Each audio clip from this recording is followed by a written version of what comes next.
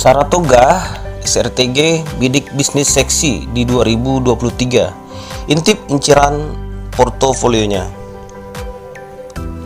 Dikutip dari kontan.co.id, Jakarta.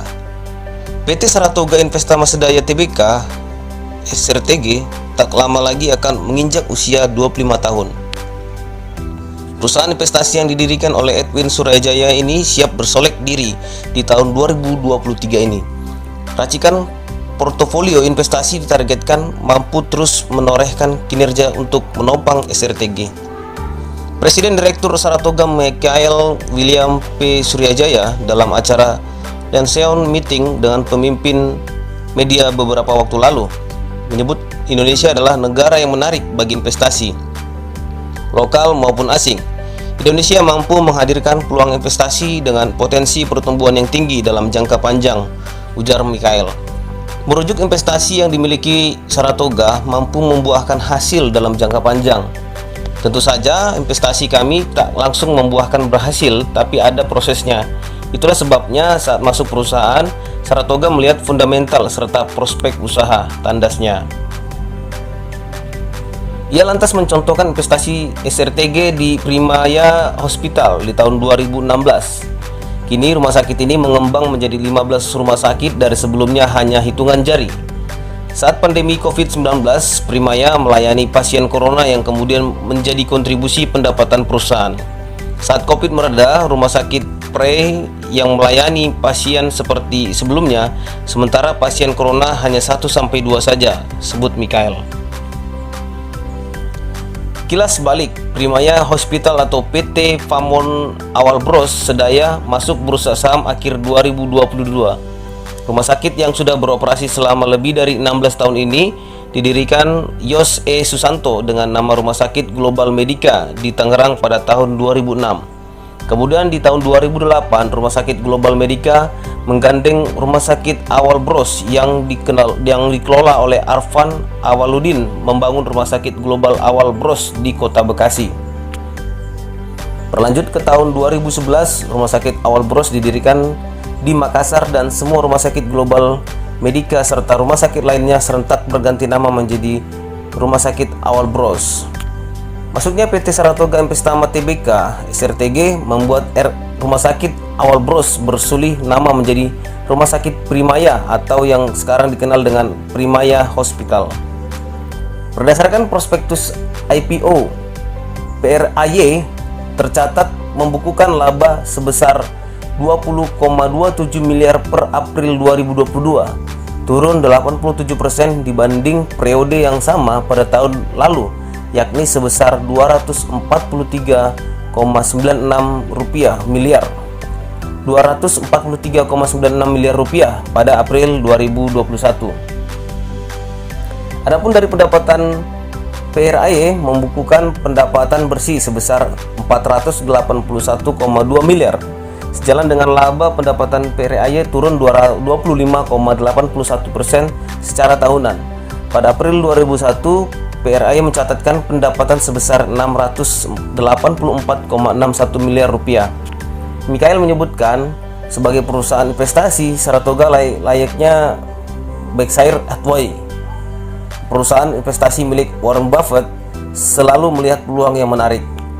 Jika melihat investasi Berkshire Hathaway, kami ini mirip, kepemilikan mayoritas tapi memiliki prospek bisnis yang bagus, manajemen bagus, serta mitra jangka panjang yang juga bagus, sebutnya.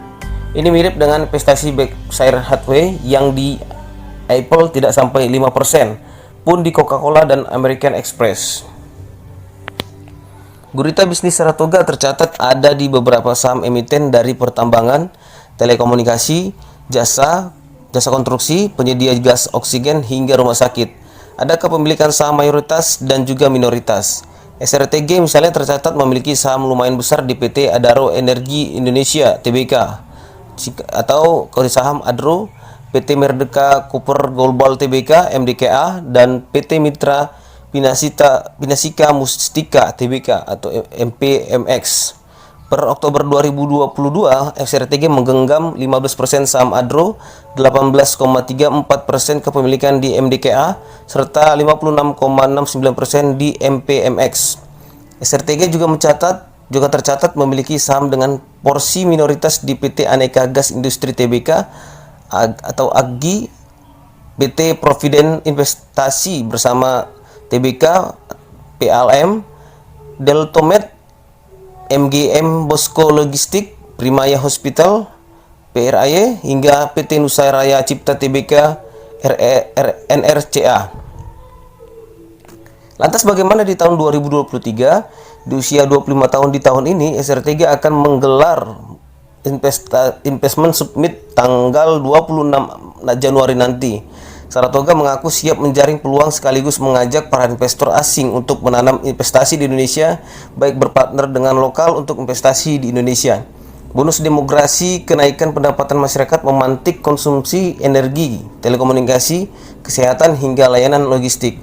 Utamanya teknologi dan energi terbarukan, sektor baru yang menjanjikan peluang di Indonesia ke depannya, ujarnya. Menurut Mikhail, Saratoga sejatinya sejak lama masuk bisnis energi terbarukan atau renewable energy. Antara lain membangun proyek geothermal PLTP Sarula dengan bekerjasama dengan Medco 50-50. Sekarang PLTP itu sudah produksi sekitar 300 MW, ujar Michael. Saratoga lewat Adaro juga membangun PLTA di Kalimantan Utara. Catatan kontan lewat anak usaha Adaro yakni PT Kaltara Power Indonesia akan menggarap pembangkit listrik untuk menunjang kebutuhan listrik proyek smelter aluminium milik Kaltara Power Indonesia yang direncanakan sampai 2 juta ton. Perusahaan akan mengembangkan smelter aluminium di kawasan industri PT Kalimantan Industrial Park Indonesia KIPI Kalimantan Utara dengan nilai investasi keseluruhan termasuk pembangkit listrik mencapai 2 miliar dolar Amerika Serikat. Lalu bagaimana dengan teknologi? Lewat Atria, Saratoga menjadi penyedia infrastruktur teknologi sebagai penyedia data center. Kabar burung alias rumors juga merebak bahwa Saratoga juga akan membenamkan investasinya dengan masuk bank digital. Salah satu yang menjadi incaran adalah dengan ikut memiliki saham PT Bank Neo Commerce Tbk atau BBYP. Diplomatis, Michael juga menyebut SRTG melihat peluang untuk masuk ke bank digital ke depan. Bukan hanya BBYB, kami juga melihat peluang bank-bank digital lain, sebut Michael. Menurutnya peluang masuk ke bank digital seiring perkembangan digital. Lalu jumlah masyarakat Indonesia yang belum tersentuh industri perbankan juga masih banyak. Jadi peluangnya ada dengan bank digital, kesempatan menjangkau masyarakat yang umbang juga luas, ujarnya. Merujuk kinerja perusahaan pada kuartal 3 2022, Saratoga mencatatkan net asset value sebesar 64,9 triliun rupiah, naik 42% dibandingkan nilai dana investasi perusahaan pada periode yang sama di tahun 2021 sebesar 45,8 triliun. Adapun laba bersih atau laba yang diatribusikan kepada pemegang saham hingga kuartal 3 2022 sebesar 7,14 triliun rupiah.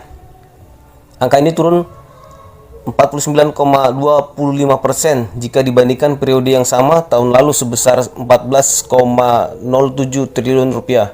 Namun ditelisik lebih dalam secara kuartalan, pada kuartal 3 tahun lalu SRTG mampu mencatat laba bersih 3,8 triliun rupiah, berbalik arah dari rugi bersih sebesar 253 miliar pada kuartal 2 2020.